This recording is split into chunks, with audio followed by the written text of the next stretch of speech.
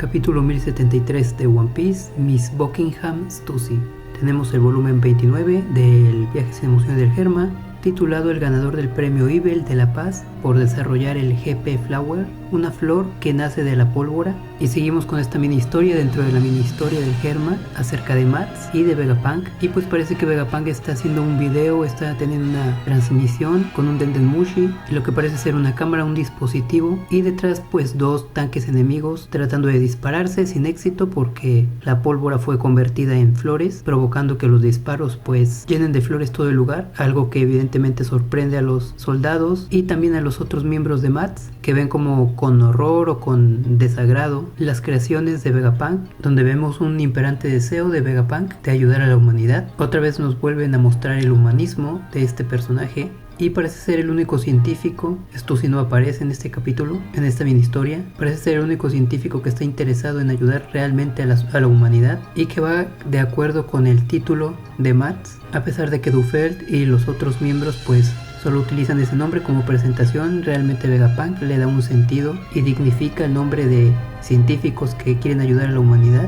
Es evidente que va a dejar este grupo cuando las ambiciones del resto del grupo y de él pues choquen, así que estaremos viendo una ruptura de este grupo en futuros capítulos, mini historia. Y también nos han estado presentando la evolución del diseño de personajes de los científicos de Mats. Hemos visto como Queen ganaba peso en este volumen 29. Vemos como está ya completamente gordo, vistiendo su overall característico con una bata de laboratorio, estas gafas ajustadas con unas bandas. Lo vemos más calvo, todavía no tiene la trenza, pero ya es prácticamente su diseño final. En César vemos que mantiene su peinado como de hongo, todavía no tiene ese característico cabello largo y puntiagudo, y Yuch sigue estando delgado. Y en el volumen 28 yo había dicho que el 29 sería donde nos presentaran la contraparte de los científicos de Mats malvados, o sea los científicos buenos, o sea Vegapunk y Stussy, pero en este 29 no nos presentan a Stussy, y probablemente sea porque realmente no aportaba nada ni hacia el bando de los científicos malvados ni hacia el bando de Vegapunk. También tenemos el detalle del premio Ibel, que es una referencia al premio Nobel de la Paz. La apariencia de Vegapunk es un poco más madura, ya con bigote visible, y esta camisa de rayas que ahora sí hace su aparición. Acerca del GP Flower no sé qué significan las siglas GP, y tampoco hemos visto que este invento, a pesar de que consiguió el Nobel para Vegapunk, se haya utilizado en otras ocasiones en One Piece. No lo hemos visto. Y por último, esta mini historia recuerda un poco a la fotografía de la mujer de la flor que se tomó en Estados Unidos durante una protesta por la guerra de Vietnam. Esta mujer pues coloca una flor en una de las bayonetas de los soldados, una imagen que ha sido muy referenciada en películas, en series, y aquí de alguna forma pues Oda también la referencia. Quiero pensar que está tomando esta referencia de este momento histórico. Y después de la traición de Stussy, lo primero que me llama la atención es la habilidad que tiene de teletransportarse o de duplicarse. Stussy utiliza una técnica llamada Kami-e Sanshin, que se traduce como hoja de papel cuerpo residual, en el que parece que puede crear algún clon o abandonar su cuerpo de una manera inmediata, dejando un cuerpo falso y así poder escapar, un poco como lo que hace Robin, pero más rápido, supongo yo. Tampoco sé de qué material está hecho este cuerpo falso, parece algo como holográfico, viscoso. Podría ser perfectamente un holograma, ya que en Egghead pues se controla esta tecnología, se maneja la tecnología de hologramas, de lo tangible y lo intangible, de lo cual ya nos hemos olvidado un poco, pero creo que podría tener alguna relevancia en el futuro. También podría ser alguna especie de modificación genética que le permite a Stussy utilizar alguna habilidad de alguna Akuma no Mi ya existente. También podría ser esa posibilidad, porque esta técnica pues realmente no suena mucho con vampiros, y pues esta técnica también viene a confundir mucho al lector. A Oda le gusta mucho hacer esto, para que no sepamos bien a bien si es una Akuma no Mi, si es una habilidad, si es qué cosa. Investigando un poco sobre la biología, en la rama de la biología llamada histología, hay un concepto similar que también se llama cuerpo residual, que tiene que ver con las células. Cuando lo absorbido por la célula pues no se puede procesar, es expulsado, es apartado en algo llamado cuerpo residual. No sé si tiene algo que ver con lo que hizo Stussy. Sabemos que residual viene de residuo, algo que expulsa el organismo, pero ahí está ese detalle. Luego tenemos el lápiz labial de Stussy, que resulta ser Kairoseki, y me sorprende mucho que solamente un pequeño pedazo de Kairoseki sea lo suficientemente poderoso para debilitar a un usuario. siendo que el Kairoseki pues es la representación física sólida del mar, y hemos visto que se necesita estar más del 50% del cuerpo cubierto para debilitar por completo a un usuario, haciendo que Luffy o los otros usuarios de Akuma no Mi puedan tomar duchas en aguas termales sin ningún problema, pudiendo moverse en ese estado. Así que si el Kairoseki es la representación sólida del mar, pues un pequeño fragmento no debería de bastar, aunque podría también tener sus propias reglas el Kairoseki, como la punta del yute de Smoker que tenía Kairoseki. No todo el yute es 100% Kairoseki, y cuando Smoker golpeó a Luffy con este yute pues lo debilitó lo suficiente para no poder seguir peleando. Podría ser que el Kairoseki tenga sus propias normas, y gracias a esta debilidad pues logra Stussy morder a Rob Lucci desmayándolo. Sabemos que pues las reglas de la cultura general de los vampiros indican que si te muerden pues te vuelven vampiro. Sabemos que chupan la sangre para alimentarse, pero desmayar a alguien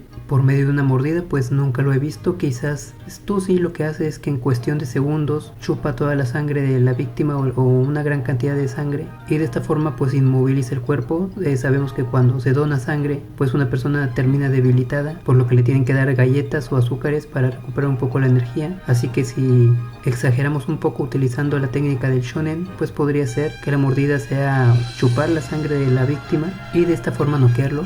Otra opción sería que pues pudiera inyectar de alguna forma un veneno o algún tranquilizante. Y también vemos que las alas de Stussy se abren como las de Reiju cuando absorbió el veneno de Luffy. Posiblemente para utilizar sus poderes de chupar sangre tenga que abrirlas forzosamente, no sabemos, quizás es un elemento estético. Y también me recuerda mucho a la batalla con Kaido de Luffy, cuando este CP0 utilizó una técnica muy parecida, intervino en la batalla y simplemente tomando a Luffy de un brazo logró cortar o debilitar el Gear 4, la cuarta marcha de Luffy. No sabemos cómo lo hizo hasta la fecha, no sé cómo lo hizo y no sé si lo van a explicar después, lo dudo, quizás en un SBS, pero me recordó mucho porque realmente no utilizó algún aparato, no vimos que utilizara algo en concreto para debilitar a Luffy, así que me recordó mucho a esto de Stussy utilizando una pequeña parte de Kairoseki para debilitar a Lucci. Pues quizás este CP0 también utilizó una pequeña cantidad de Kairoseki para debilitar la cuarta marcha de Luffy. Y puede ser un dato irrelevante, pero Hattori, la paloma de Rob Lucci, sigue pues ahí, a pesar de que Kaku y Rob Lucci ya están fuera de combate. El resto de los hombres del CP0 no pudo subir, y el único miembro del CP0 que queda entre comillas es Hattori, la paloma, que yo considero que es parte del CP0 porque tiene su propio gorrito, su corbata y todo.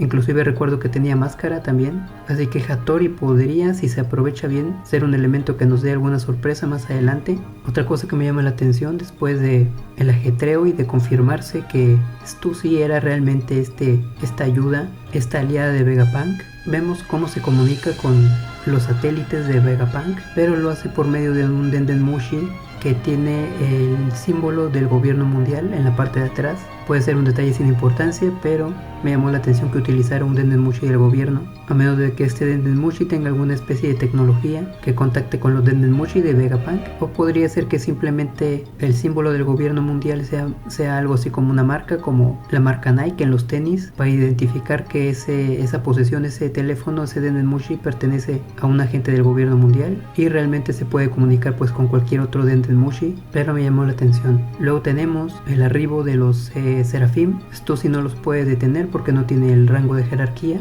y finalmente Edison los detiene. Vemos como los Seraphim pueden expulsar rayos por la mano. También es curioso que las palmas del Seraphim de Kuma, el S-Beer, no nos muestran las almohadillas de la Nikyu Nikyu no Mi, de la fruta de Kuma. Quizás porque Vegapunk consideró que era muy importante esta fruta como para regalársela al gobierno, tenerla a disposición del gobierno, y por eso no vemos las almohadillas. Todos pueden lanzar láseres, inclusive el S-Shark, el Seraphim de Jinbei, aunque también recuerdo que se teletransportaron los CP0 muy fácilmente al puerto de Egghead, así que si el Seraphim de Kuma no tiene estas almohadillas, y supongo yo que no tiene la Nikyu Nikyu, pues me pregunto cómo es que llegaron tan deprisa. Podría ser que la Nikyu Nikyu la tiene en una palma de la mano y la otra la utiliza como láser, así que ahí está esa duda. También por ahí tenemos un momento entre Edison y Lilith, en el que parece que son muy unidos porque Lilith se preocupa mucho por Edison. Aún me sigo preguntando quién bajó las defensas de Punk Records. Podríamos decir que fue Stussy, pero los satélites pues reaccionaron muy sorprendidos ante esto, así que probablemente siga la teoría viva de que Edison pues podría ser un traidor, y ese momento entre Edison y Lilith pues podría ser una estrategia para acercarnos más al personaje y que la traición sea más dura. Todo esto es cosa mía, a lo mejor no pasa nada. Y lo más interesante de la presentación de estos serafimes es el tamaño. Vuelven a cambiar el tamaño de los serafimes. Vemos a Zoro como está presente ante este grupo de 4 y podemos ver perfectamente los tamaños. El tamaño del serafim de Hancock, el S Snake, es ligeramente más grande que un niño promedio. El de Mihawk, ese sí es del tamaño de un adulto, a pesar de que es un niño. Y pues los de Kuma y Jinbei pues son grandes, son enormes. Se puede ver perfectamente la diferencia de tamaños, pero hace algunos capítulos nos presentaron esta imagen donde están los CP0 y están los serafim, y esta imagen es muy curiosa porque el tamaño de el serafim de Mihawk y el serafim de Hancock son extremadamente grandes, más grandes que un adulto promedio. El serafim de Kuma y de Jinbei parecen mantener el mismo tamaño, pero sí hay una diferencia muy grande entre un humano normal y los serafimes de Mihawk y de Boa Hancock. Acá hay otra comparativa de los tamaños de ambos capítulos, y podemos ver que Boa Hancock está por detrás de un hombre del gobierno, por lo que no es un efecto de perspectiva. Si Hancock estuviera por enfrente de este hombre del gobierno, pues sí se podría decir que es una cuestión de perspectiva, que Hancock se vea más grande, pero al estar Hancock detrás, eso nos dice que el tamaño de Hancock pues es mayor que el de un ser humano. Y en el capítulo de hoy 1073 nos muestran a una serafim muy pequeña, de la mitad de la estatura de Zoro. No sé si esto es dibujado por Oda, así que no sé si es un error, y esto podría ser corregido más adelante en la versión del tomo, o si por ahí hay escondido un elemento que tiene que ver con el cambio de tamaños, que no lo creo. Y más adelante vemos a Luffy y Chopper buscando a Vegapunk y a Bonnie. No aparece Bonnie ni Vegapunk, pero es interesante porque el narrador, lo podríamos tomar como Eiichiro Oda mismo diciéndonos algo, nos dice que Vegapunk, Stella, desapareció de pronto sin dejar rastro alguno, lo cual es interesante que nos lo diga el narrador porque tiene que ser algo muy importante la desaparición de Vegapunk. No nos especifican que Bonnie y Vegapunk desaparecieron, sino solamente Vegapunk. Puede ser que Bonnie aparezca en el próximo capítulo, pero creo que Vegapunk pues ya no va a aparecer. Ahora esto es interesante porque al especificar el narrador sin dejar rastro alguno, pues me recuerda a Im-sama, cómo desapareció este reino que ahora no me acuerdo muy bien cómo se llama, donde estaba Sabo, con estos láseres desde el cielo que lo destruyeron y fue borrado de la historia. ¿Puede Im-sama saber dónde está cualquier persona en todo momento y desaparecer a su conveniencia a las personas? Podría ser que no. También recordemos que God Valley fue borrado del mapa de la misma manera que este reino, seguramente por obra de Im-sama, pero estos tres comparten la misma característica, que es que fueron desaparecidos sin dejar rastro, así que por eso me llamó la atención relacionarlo con Im. Y ahora que recuerdo, en el reino que desapareció hace poco Im, su rey, que no me acuerdo muy bien cómo se llama, era un vampiro, tenía todas las características físicas de un vampiro, y pues es otro vampiro más para la lista de personajes en el mundo de One Piece que tienen características, aunque este rey no tenía alas. Y hablando de Vegapunk, siento que no va a aparecer, que los Mugiwaras pues van a salir de la isla sin Vegapunk, y lo tendremos más adelante en otra intervención. También recordemos que Vegapunk tiene la habilidad de teletransportarse, con esta investigación fallida en la que nos presentaron a Vegapunk, que yo dije que tenía que ver con el proyecto Filadelfia de teletransportación de humanos, así que pudiera ser que Vegapunk se teletransportó utilizando esta tecnología que todavía no tiene bien desarrollada.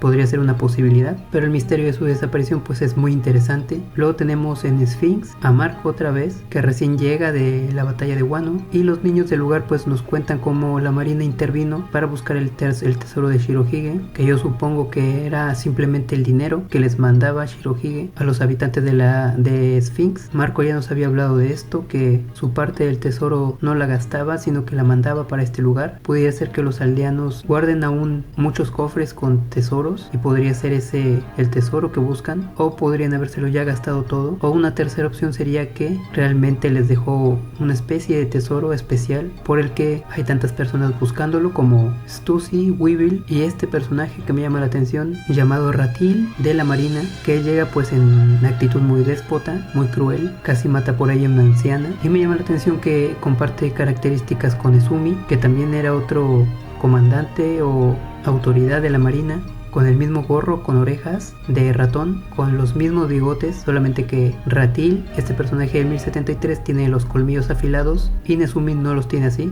Además de compartir la característica de los bigotes, del sombrero con orejas, la actitud déspota y cruel, pues también hay un momento en el que tanto Ratil como Nezumi apuntan con un arma en un plano como este. Otra característica que comparten pues es que ambos fueron derrotados, por así decirlo, con un golpe de un arma larga. En el caso de Nezumi por parte de Nami y en el caso de Ratil por parte de Weevil. Además los nombres están basados en rata. Ratil suena pues a rata obviamente en idioma español y Nezumi significa literalmente rata en japonés, así que también otra característica. No es un personaje que va a tener ninguna relevancia, pero me llamó la atención lo mucho que se parecen estos dos personajes. Y finalmente la aparición de Miss Buckingham Stussy, la original, la verdadera, de quien se obtuvo el ADN para su clonación. Parece que todas esas personas que apostaban a que era ella tuvieron razón y la presentan como miembro de ROX, también autoproclamada científica. Eso es interesante porque también en su presentación por primera vez se le presentó como autoproclamada amante de Barba Blanca. La palabra autoproclamada pues significa que nadie más reconoce eso más que esa misma persona. Aún no estamos seguros si realmente era una científica, si tiene estas capacidades en la ciencia, porque la palabra autoproclamada pues nos hace un poco dudar de si realmente puede crear cosas como los demás científicos de Maths o si solamente ella se lo cree. Y tampoco me di el tiempo para ver este episodio otra vez donde nos presentan a este personaje y nos la presentaron como señora Bucking. Creo que una vez que se lee esto se sabe 100% que era Miss Buckingham Stussy, pero yo no me di el tiempo de leerlo, así que en su presentación estaba la clave. Y de alguna forma yo no quería que esta mujer fuera Stussy, porque a Stussy pues la vemos, la Stussy clon, la vemos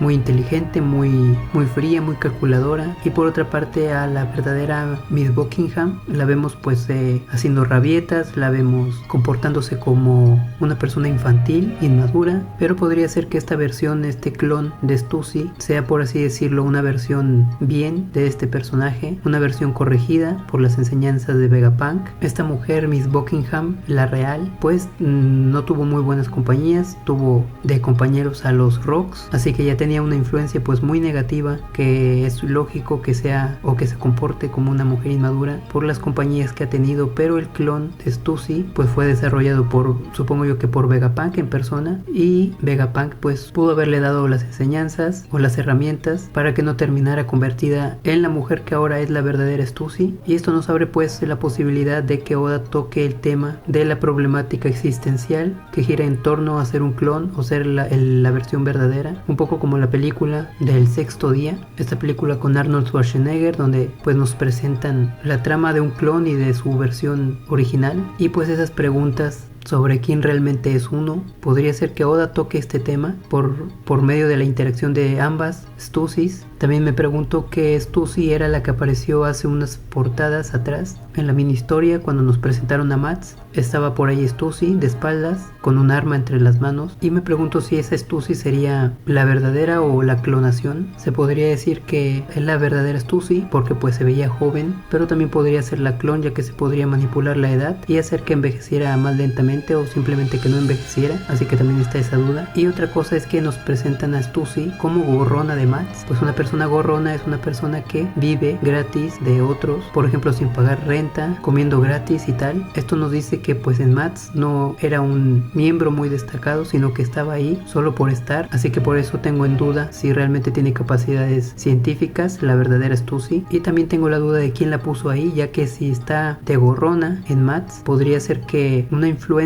por encima de Maths la haya puesto ahí, en este caso Dufelt, quien patrocina Maths, podría tener alguna relación con Dufelt. Y también me pregunto si en ROX también estaba como una gorrona, aunque no lo creo porque ROX pues eran los piratas más fuertes. Si no tenías la habilidad o la fuerza pues ibas a morir aunque alguien te hubiese colocado ahí. Así que me pregunto cuáles son las verdaderas habilidades de la verdadera Stussy, si realmente puede ser una científica, si era fuerte en su día. Y seguramente esta historia la veamos en las mini historias, en la portada. Luego tenemos la interacción con Marco, donde Stussy le pide a Marco pues que ayude a rescatar a Weevil. Marco se niega porque pues es natural que un pirata se niegue a estas cosas, ya que si eres un pirata y te embarcas en el mar, pues vives tus aventuras, nadie se hace responsable por ti, así que Marco realmente no tiene ninguna obligación de ayudar a otro pirata. También habla por ahí Stussy de que el único que puede confirmar el parentesco sanguíneo de Weevil y Miss Buckingham es Vegapunk, y todo esto nos acerca a estos tres personajes, a Weevil,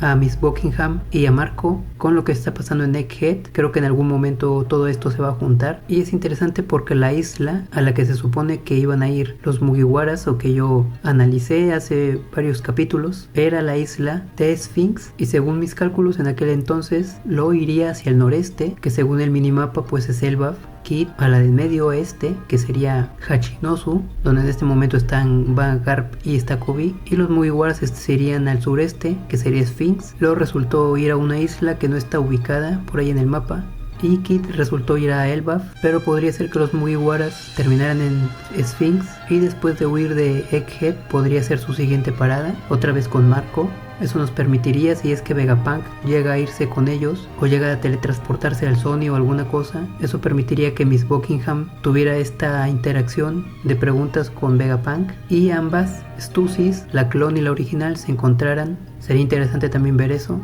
Además de jugar un poco con el tema de la edad, ya que va Bonnie seguramente con los Mugiwaras después de Egghead, y podría rejuvenecerla, y tendríamos dos Stussy jóvenes, una con una personalidad fría pero benévola, y la otra con una personalidad pues infantil y mandona. También podría ser interesante ver este juego. Y por último, la presentación de un Gorosei, el primero en presentarnos de forma oficial su nombre, llamado Saint J. García Saturn. Por ahí vemos que Kizaru le prepara un tentempié y se ponen a platicar de Vegapunk, acerca de si lo conoce en persona este Gorosei. Y pues este tipo, J. García, parece decepcionado de la actitud de Vegapunk. Ya veremos por qué este personaje precisamente es importante para la trama de Egghead, y hace más de 10 años que se dijo que este personaje tenía pues un parentesco con Karl Marx. No sé si estará basado en él, pero investigando un poco acerca de su nombre, pues se llama Saturno en inglés, y resulta que Saturno, o Cronos para los griegos, pues era este dios del tiempo que estaba relacionado con el tiempo, Saturno en específico con las cosechas, y pues era este dios que devoró a sus hijos. Podría ser que el resto de los Gorosei también tengan un nombre de algún dios, no tendría por qué ser griego o romano, también podría ser egipcio o nórdico, y pues estar Saturno familiarizado con el tiempo, pues podría también ahí haber algún mensaje de Oda acerca de este personaje y su relación con el tiempo. Podríamos revivir otra vez el tema de la Toki Toki no Mi. Y pues a Oda le gusta mucho basarse en piratas famosos o no tan famosos, y me encontré con este personaje de la piratería llamado Ángel García, apodado Cabeza de Perro, un pirata español que pues por ahí robó algunas naves, se dedicó obviamente a la piratería, y según leí pues arrojó a su esposa y a su hijo por la borda del barco. Por ahí cuenta la leyenda que la esposa y el hijo sobrevivieron gracias a otro barco que pasaba por ahí, y pues al volver a puerto este pirata fue emboscado y sentenciado a muerte. Puede ser que la historia no tenga absolutamente nada que ver con Saint J. García, pero por lo menos comparten el nombre, Ángel García. Y finalmente pues me pregunto cómo habrá obtenido la cicatriz que tiene, porque al ser Saint o Santos, como el resto de los Tenryubitos, pues es impensable que alguna persona lo llegue siquiera a tocar. Y este Saint J. García tiene una cicatriz en el ojo derecho que le recorre pues gran parte de la cara. Yo entiendo como que el Gorosei pues son Tenryubitos que no son tan ignorantes como el resto de los Tenryubitos, y pues ven inútil vestirse de la misma manera con estos cascos de oxígeno, con estos trajes que parecen de astronauta, y prefieren vestir pues de manera más elegante con saco, corbata, guantes. Así que alguna figura pues muy importante, muy valerosa, como alguna leyenda Roger, Garp, podrían haber sido los causantes de esa cicatriz, ya que tendría que ser un personaje muy fuerte o muy valiente para poder hacerle esto a un Tenryubito. Y también me hace recordar pues el incidente de God Valley otra vez, donde Sengoku nos cuenta que había Tenryubitos involucrados de por medio, y ahora que sabemos que el Gorosei y probablemente todos los demás Goroseis son Tenryubitos, pues podrían ser perfectamente estos quienes estuvieron involucrados en God Valley. Y esto ha sido todo lo que más me gustó de este 1073, lo que más me llamó la atención, y esperar el siguiente.